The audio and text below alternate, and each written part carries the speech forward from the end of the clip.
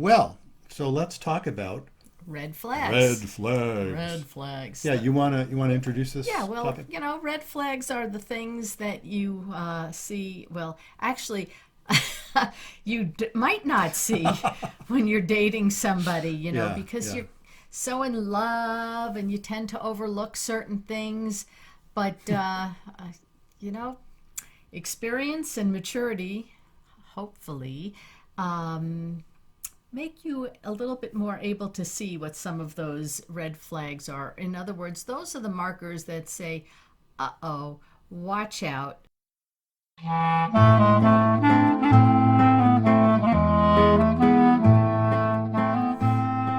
Welcome to Couples Therapy in 7 Words.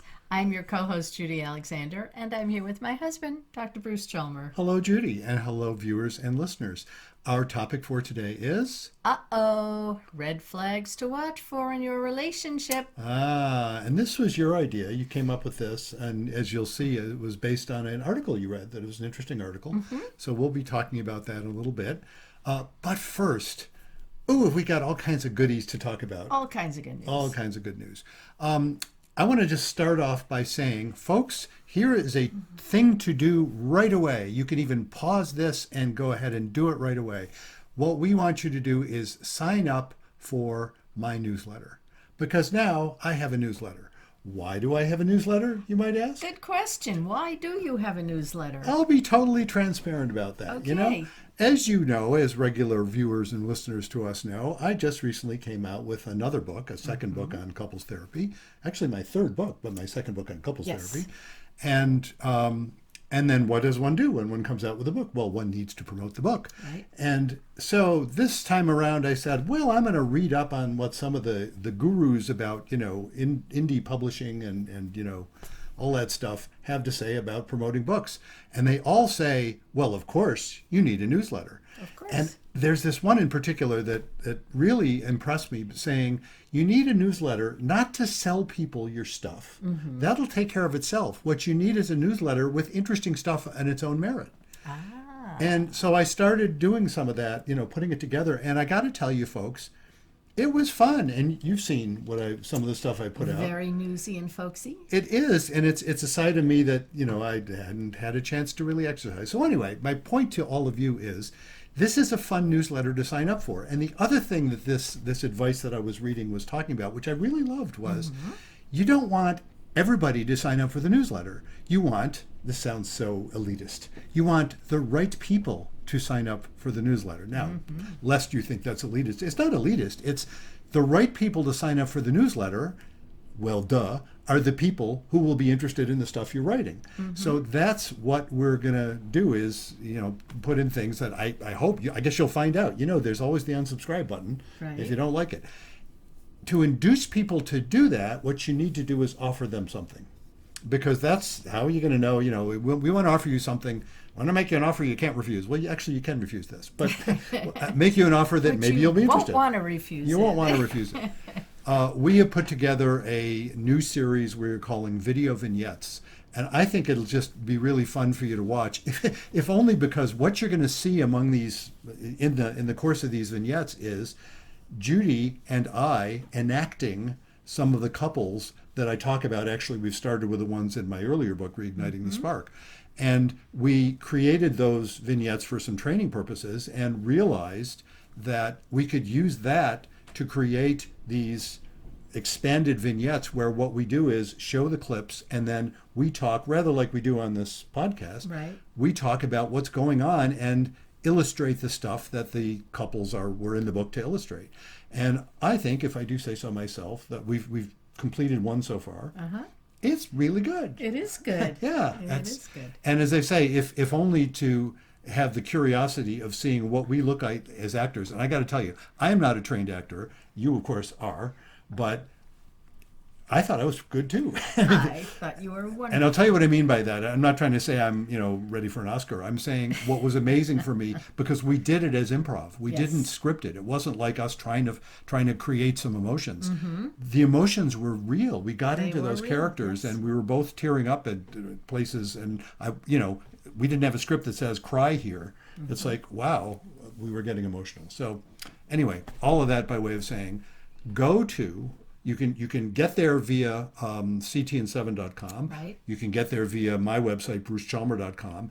Either of those places, you will see a place where you can sign up for Dr. Chalmers' newsletter, is the highfalutin title. And we want you to do that. So please do that, if only, as I say, just to see, what's it going to be like. And then after you've seen a couple, give it a shot. After you've seen a couple, if you like it, great. And we'll want you, by the way, we'll be asking you questions, sort of fun questions for you to correspond with us about. If you like it, great. If you don't, you can always unsubscribe. So we hope you will do that. And tell your friends, and if there are people that that you would think might enjoy this podcast or getting the newsletter, please feel free to share it with them too. Oh, and I don't think I clarified. When you sign up for the newsletter, what you will get is a link to see the video vignette. There's the teaser, folks. If you enjoy this podcast, if you enjoy what we do, you will, I'm pretty sure, enjoy the newsletter, and especially you'll enjoy that video vignette. So those are all reasons for you to actually take that action right away. Just go to ctn7.com, click on the place, or wait till the pop-up happens. I got to put a place for people to click on, and you will be able to sign up for Dr. Chalmers' newsletter. Right. So there's our little ad, and along the way I already put in a plug for my book, so we don't have to say more about that. Right. Don't forget our merch. We are recording this, 2 days before Christmas. It's too late to get them as Christmas gifts. It's not too late to get them as Tu B'Shvat gifts. Or Valentine's Day. Now, what proportion of our audience knows what Tu B'Shvat gifts would mean? I don't know, but whatever. Very few, but it does make a nice Valentine's Day gift. And if you are listening to this and not seeing it, I'm holding up our mug that has our logo on it with the heart. It says Couples Therapy in 7 words, and it's got this beautiful red heart with the number 7 inside. And on the other side of the mug, it has our motto, be kind, don't panic, and have faith. And not only do we have those lovely mugs, but more recently, we have created, it's right over there if you want to hold it up. Yes. We have created the same stuff on tote our bags. beautiful tote bags. Right. And it has the logo on one side and the motto on the other, and it's a nice tote bag. It's a Very high nice. quality. It's lightweight bag. and it's sturdy and you can put your groceries in. You can put all the copies of Reigniting the Spark, and it's not about communication. That's right. All the gifts that you buy for your friends, you can put them in there. And of course, as a way of giving gifts, it's nice to put them in a nice tote Yes, bag, and it they get to is. keep the tote bag. So Right. for all those reasons, go to ctn7.com, the shop tab, and you will see all of our really cool merch. Well, so let's talk about Red flags. red flags. Red flags. Yeah, you wanna introduce this? Yeah, well, topic? red flags are the things that you see. Well, actually, you might not see when you're dating somebody, Yeah, because yeah. you're so in love and you tend to overlook certain things. But, experience and maturity, hopefully, make you a little bit more able to see what some of those red flags are. In other words, those are the markers that say, uh-oh, watch out. This character trait that you are seeing in your partner is probably not something that you are going to like in the long term. Yeah. In now- fact, it's probably going to be one of those things in the long term that's going to cause you to split. Yeah, now you said a couple things there I think are interesting and caused me to think, well, let's look at that from several different angles. Okay. What you were just talking about, of course, is particularly relevant when somebody is in the early phases of a relationship, and they're wondering, okay, is this the right person? Yeah. So indeed, the whole red flag concept is most useful when you're in an early phase of a relationship and you see stuff, and some of them are the sort of things that you hope you will say, okay, fine person, or not fine person, but anyway, not fine person for me. We're not right for each other, God bless us both, but we're not right for each other, and then you go your separate ways. And you hope you can pick that up early, Right. before you really get a chance to be badly hurt. The other interesting thing about red flags, though, is it's a topic that often comes up, and we've actually had this conversation, being in a second marriage ourselves. Lots of people have had that conversation. They look back and say, "Those were the red flags I wish I had seen," Correct. and that's an interesting concept all by itself because. I'm a great believer in the sense that no, you can only know what you know when you know it. You know what I mean? I don't beat up on people or myself for not knowing something when I didn't know it. What you hope is that you learn. Yeah. And so it is also useful to look back on some things and say, wow, that I learned from that in retrospect. That should have been or could have been a red flag. Now I'll know going forward. The other little bifurcation I want to pick up on from what you said was, okay, what do you do about that? If you're early in a relationship, a red flag, I think by definition, would be something that says, ooh, danger sign, this may not be the right person. Right. It isn't always like an immediate deal breaker. It's like, ooh, file that, keep that close and watch for that because, maybe it's a deal breaker. The other interesting thing, though, is that if you're in a relationship for a long time and there are red flags, sometimes that's also a deal breaker, but sometimes it's we need to do something about this, says the therapist. Correct. Which is to say, maybe that's a red flag is a sign that says not necessarily you need to split up, but maybe it's a sign that says we need to actively do something such as couples therapy. Right. And look at those traits and characteristics that might not necessarily be deal breakers, but bring to each other's attention so it doesn't escalate. Yeah. Yeah, and to leap to the happy ending, in other words, to leap ahead before we even get into the details. If it goes well, Yeah. if you're in a relationship where it's generally good, but there's some serious things that are problematic, red flags have popped up, and you do something about it, what happens is you both grow. And then they're not red flags anymore because you've learned how to take care of whatever the issues are. Because you said a couple of times you're talking about character traits or things like that, which are often, indeed, they're often pretty deep-seated things about somebody's personality. Right. Personality in psychological terms, all that means is the stuff that doesn't change much. I didn't say it never changes at all, but yeah, the stuff that's pretty common. John Gottman, who I'll probably mention again along here, and I'm sure I've mentioned before in these podcasts, and he's very well known to folks listening to this podcast probably have encountered Gottman. If they've sought us out, I'll bet they've seen John Gottman's work. And you've spoken of him many times. And I have many times spoken of him. And one of the things he talks about is that sense of well, you know what? Rather than getting into Gottman right now, Yeah. it's going to come up in the context of some of the stuff we talk about. So, yeah, do you want to give credit here to this BuzzFeed article that sort of got us going on this particular thing? Sure. BuzzFeed. It was posted on November 19th, 2022. Right. Victoria Volumanos. I hope I'm saying your name correctly, Victoria. Yeah.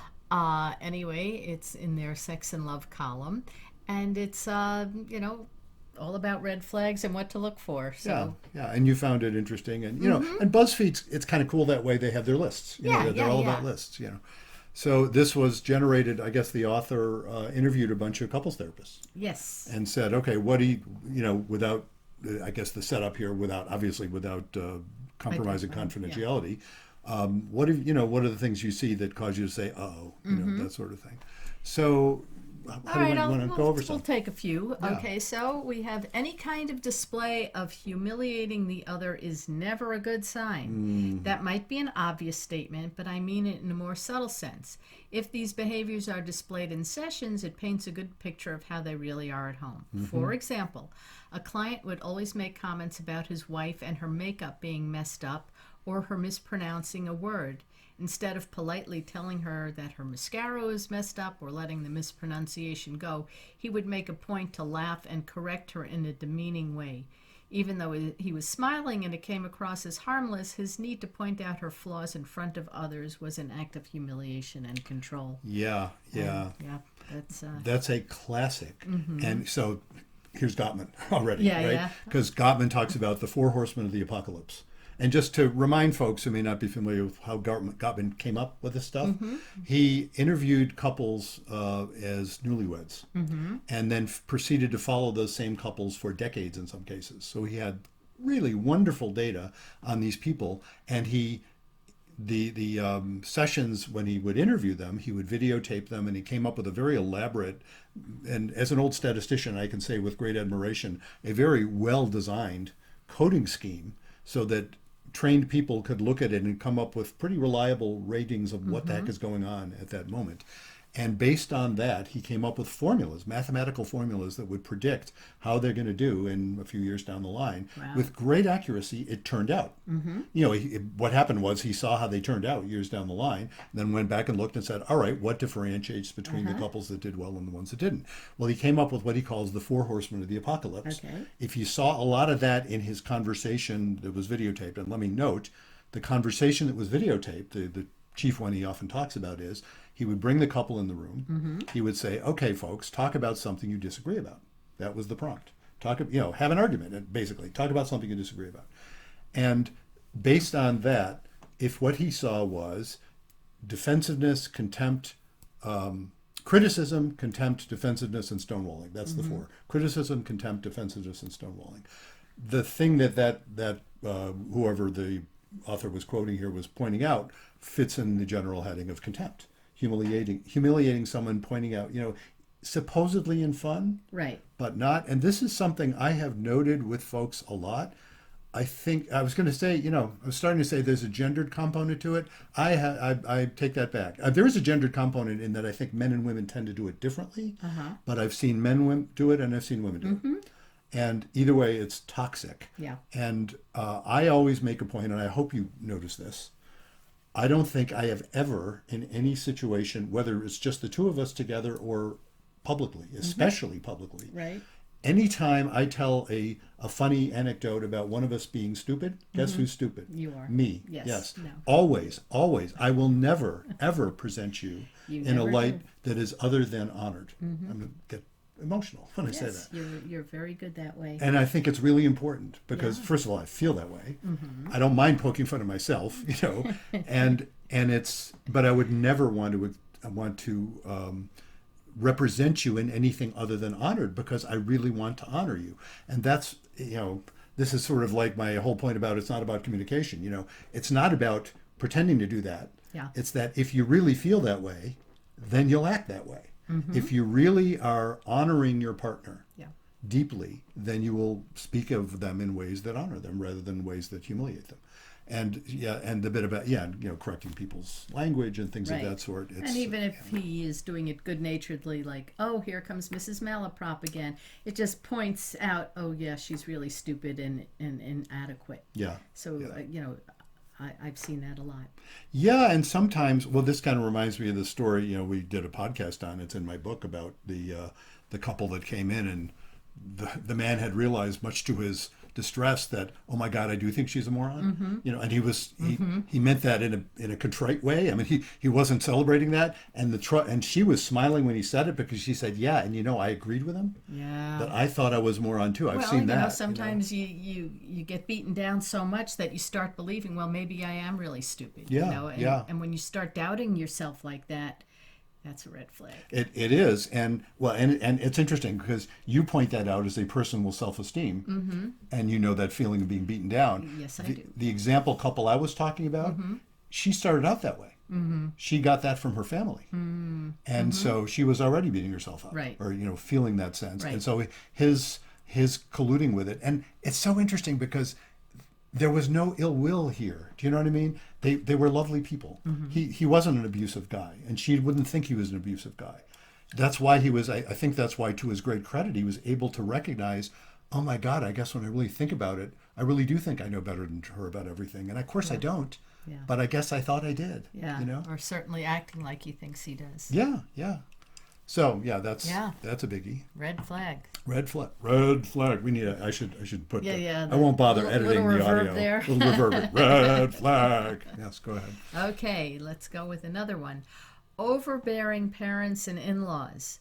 When a spouse is more allied with their parents and calls them on speakerphone for fights, Or when a spouse often speaks ill of their partner to their parents, I usually see these couples stay very unhappily married for years. It's sad. Yeah, yeah. Yeah. I gotta believe whoever they're quoting, their that's a story they heard. The speakerphone for fights. Okay, and when I see something like that, I if I ever did, I no longer say, "Oh, that's not realistic."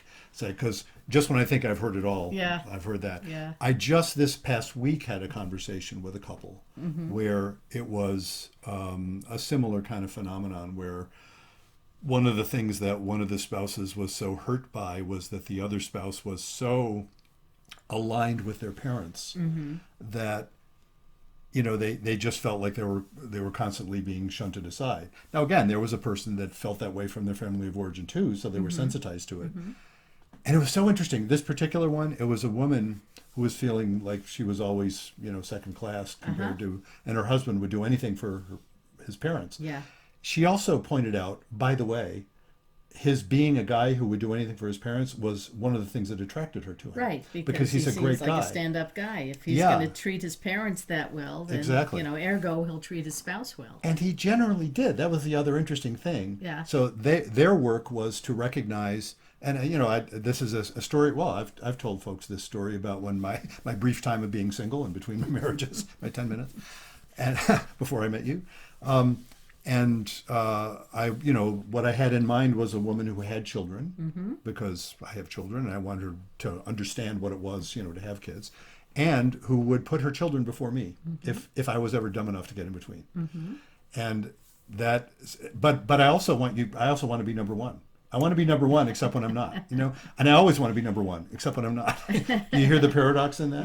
Yeah. It is about accepting that paradox. It's like, no, you want someone who will be really devoted to the people they want to be devoted to, which ought to include their parents and also their spouse. Right. And somehow those things come into conflict, and it's about not panicking about that. And of course, the thing that really got her in that conversation, the thing that got that woman that was really upset, the iconic story she had, which was from years before, when she was pregnant with their one of their children. And he had gone to help his parents out with something that took him away from her when she was 9 months pregnant with a toddler. She had a toddler and was 9 months pregnant. And she just felt like, the crime he committed, quote unquote, wasn't that he went and helped his parents. The crime he committed was that he did that without consulting her. Because it was fascinating when we stopped and thought about it. She was saying even, well, if he had talked to me, if he had said, hey, I have a bit of a dilemma here, they need some help. Right. But of course I understand, you want me around, especially now. She might well have said, hey, let's figure this out. I'll bet there's a way you can do it. You're only going to be gone for X amount of time. I've got other people around who can help me if I happen to go into labor too soon. You know what I mean? Yeah. They could have Did she worked go it into out. labor? No, it turned out fine. And yet this is still an iconic story years later. Yeah. So Because he didn't consult. because he didn't consult her, and that was the issue. She needed to feel considered, and that doesn't have to become a zero-sum game. But that's what people need to recognize. So yeah, that's it. But that, and the other thing about it is so difficult. So many people end up cutting themselves off from parents when they marry someone else. Ultimately because their spouse doesn't get along with their parents, or they together with their spouse have ideas about like how their kids should be, and then the parents won't go along with it. This comes up about food, and I just want to tell. And it's funny. I pride myself in I'm obviously full of baloney here because I pride myself on something I'm sure isn't totally true all the time, but I pride myself on not telling people what to do or telling people what to think. But oh my God, it's so crucial that their child only have organic or never, and I'm not saying that's bad, but and see, I'm a grandparent, so obviously I'm biased, but it's like, relax, so when you go to the grandparents, they're not perfectly following that, but it becomes this tug of war where each side is saying the other is accusing implicitly the other of being evil or wrong-headed. And yeah, that causes serious problems, clearly. What else we got? One more? Why don't we take one more? One take more. more. Take Okay. one more. Okay, let's see. When a person is entirely dependent on the other, especially at a relatively young age, I mean financially and emotionally. And then further explanation, there are typically young women, sometimes young men as well, who do not work, do not have children, stay at home all day, and have no friends or hobbies outside of hanging out with their spouse. Very unhealthy and a huge red flag. Always ends in a painful and messy breakup. Yeah. Yeah, so when that other partner is the only thing in your life, Yeah. and you don't have other outlets, whether it's social, emotional, you know. See, I hear two completely different stories here, both of which I've seen. But I'm curious what you think about, because it says these are typically young women, sometimes young men. I don't see the ones these days where it's young women all by themselves. I see young women men. with kids Uh-huh. who become very dependent, and that's a age old Right. and serious problem. I see young men like this now Yeah, more than I yeah, see young it's- women. Yeah, the tides are turning. With, Yeah, the sort of aimless young men and there's frustrated partners, women, who more or less have their stuff together and are trying to, and it's so interesting because they got together, and it's not like the guy was guilty of false advertising. Right. But the woman was already independent. She didn't need a man. She wanted one, but she didn't need one. Well, that sounds good, right? And so, then come to find out it's really frustrating, especially if she then thinks, I'm thinking like women in her 20s, and she's thinking, well, I do want to have kids. And how the hell am I going to have kids if this guy's just home all the time and he doesn't even seem like he's good father material? Yeah. It's one thing to be stay-at-home dad, great, that Yeah, can but I work. don't think that's the same problem here that we're dealing with. No. This is a dependency rather Yes. than having, a ne'er-do-well type of partner. Well, when it's the young woman, yes, and of course the danger here is the abusive guy. Yeah, the and abusive that's spouse. where, you see men that will often cut women off from their family and friends and say, oh, I don't want you going out in the evening. I want you to be here with me every night. Or, your family is always so whatever, X, Y, and Z. And I really don't want to spend time with them. And so, Yeah. slowly over time, you withdraw from spending time with your family and you start cutting yourself off from friends. And you don't want to tell your friends how, like, you say, oh no, he just sometimes gets that way. You start justifying the Yep. behaviors. Yep. And pretty soon you find yourself alone. And if you don't have a job, or if you've got a crappy job, or, well, I don't want to say crappy, if your job doesn't pay very well, then you become financially dependent on your partner. And pretty soon, like they're saying, this person is cut off. Yeah. And you And- don't have and it the can be- financial resources to get out of and extricate yourself from that situation. Yeah, well, and combining that with an earlier type of abuse that often happens, the guy in that case will sometimes be continually telling her nobody else will love you. Right. No one will believe you that if I'm being violent or if I'm being horrible in whatever ways, and no one else will love you, and I'm all you've got, and those are often very dangerous situations physically as Yeah. well as otherwise. Yeah. So yeah, big red flag. Big red flag. And how do you see that coming? That's a tricky one. Yeah, it is a tricky one because oftentimes you don't see it coming Yeah. until you're in the middle of it, and then you're so deep in already that you can't even see it. Yeah, it starts. That's the phenomenon I've seen so often, and you probably know folks where this is the case. Women in various sorts of abusive relationships to one degree or another, and we're talking about if one had a stereotype of, oh, she must be weak, or she must not be very smart, or she must not be educated, or that is not the case. It happens across the It board. happens across, or she must not have a feminist sort of consciousness or something. Not at all. It happens all across the board because it can start off subtly, Right. and so it doesn't present as red flags. It presents as little annoyances, whatever, but then it can turn into something that's really awful. Yeah. Yeah. So that's a downer. Okay. Want to do one more?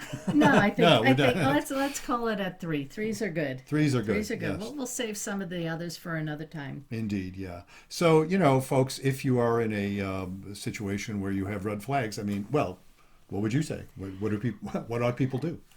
I think that you should probably consult a therapist, either individually or as a couples therapist, and find out what it is that is bothering you so much with these red. If it is indeed a red, let's say if your spouse, for example, is constantly leaving dirty laundry on the floor, that type of thing. And it bugs you to no end. And you've been yelling at him every day, pick up your laundry, pick up your laundry, pick up your laundry, and you're not getting it. That to me is not a red flag. That's an annoyance. And either you're going to have to learn to live with it or just, I don't know. Well, or you can work on therapy, you put therapy you can on work things on like that, that. yes. And if he's not listening to you or she's not listening to you about it, that's the type of thing. You might want to talk to somebody that can make the other one see why it bothers you or whatever it is. Yeah. That to me is not a red flag. It's annoying, but it's not a red flag. Yeah. But if you got these things that are like, ugh, that are cutting you off in any way or making you feel demeaned or humiliated in any way, those are red flags. And if you really want to stay with that person, then you're probably going to need a third party to step in, and not your best girlfriend, because they're going to tell you what you want to hear. Well, yeah, but let me add though, and this is a subtle line. This is not a bright, some therapists will tell you, oh, this is an absolutely bright line, and it's not. If it's something that has crossed into abuse and control, which again, I wish I could say that's an absolute bright line. It just isn't. It's not always that clear. But if it is clear, if you are isolated, if you're literally in danger because your spouse is apt to get violent, that does not call for couples therapy at all. And unfortunately, there's some couples therapists that will make that mistake and be really careful. That means you need a safety plan. You need to get out. If you need a therapist at all, it's only individual, because it's not safe to do couples therapy in that scenario. But if indeed it's something where, you're being awful to each other, but maybe you can get to what I have so often referred to as the oh shit moment, right? Which is to say, maybe you can get to this place where you realize, oh, that's why this is going on. We're both good people. We're not trying to hurt each other, but we are. And then maybe you can make some progress. That's the sort of thing couples therapy can be good. Right. And like, in the couple where he's putting her down and, calling out her makeup and the malaprops or whatever it is, sometimes it does help to have a third party or a therapist to take a look at that and make him examine his behavior and why he's doing that. And that's something that a good therapist will help him with, either individually or as a couple. And I will tell you, it's interesting because that's one that I would say, if it isn't about violence or financial control or things like that, that's definitely a thing you can bring up in couples therapy. That turns out, oddly enough, to be very difficult because it's hard for the guy to see if he's not a horrible person. Right. It's often hard, and I'm saying guy because I'm stereotyping there, but I get, right. We're thinking guy. Go ahead, we'll stereotype. That's hard for him to see. Sometimes. Plus, it's such an ingrained behavior that it might be hard to change also. Yeah. But I think, well, you would know better than I would that when you do point out, or when couples, I don't want to say when you point out, you help couples come to the realization of certain behaviors and how it's affecting the relationship. The guy in my iconic story about, the one who realized what he was doing, that he was actually being disrespectful and not knowing it. That's the fascinating one. There's no way I could have said in session one, even though I thought it because it's a common phenomenon. There's no way I would have accused him, first of all, of anything, because that gets you nowhere. Right. And he wouldn't have believed, I sound like Linda now, at the end of the... You wouldn't have believed it. Yeah. And he's right to not believe it. This is something you have to really come to through a deeper understanding. And it's got to be founded on you're actually feeling good about yourself, not bad about yourself. You actually have to respect yourself to say, oh my God, this is what I've been doing. And I feel terrible about it, but I know I'm a decent person, so I can work with that, as opposed to getting defensive, which is what people do when they are either dissolved in shame or, being implicitly accused of being bad people. So it's a tricky business. Anyway, folks, I hope you find that useful, a useful rundown. Let's put in another word for the call to action. We have that's the other CTA. Did you know that? I did not know that TLA. That's a 3-letter acronym. I love that. Yes. Yeah, CTA, call to action. Everybody has to have a call to action. Well, here's your call to action, which is sign up for the newsletter. Sign up for my newsletter. Again, if you're watching this and enjoy our little bantering and discussions, you will enjoy the newsletter as well. Yes, and you get that, and you get those vignettes and watching us reenact actual couples going through therapy. And then comment on them and to elucidate what the points are that those couples were illustrating. Right. So please do that. Go to ctn7.com. You will find a way to do it, or you can go right to brucechalmer.com. You will find a way to do it easily. Sign up and communicate with us. And by the way, tell everybody about this podcast as well. Rate us and subscribe and do all that kind of good stuff. Right. And if you have any questions that you'd like us to read on the air, or if you have suggestions for guests, or if you yourself would like to be a guest on our podcast, you can go to ctn7.com and find places to do all those things. And so until next time, remember, be kind, don't panic. and have faith.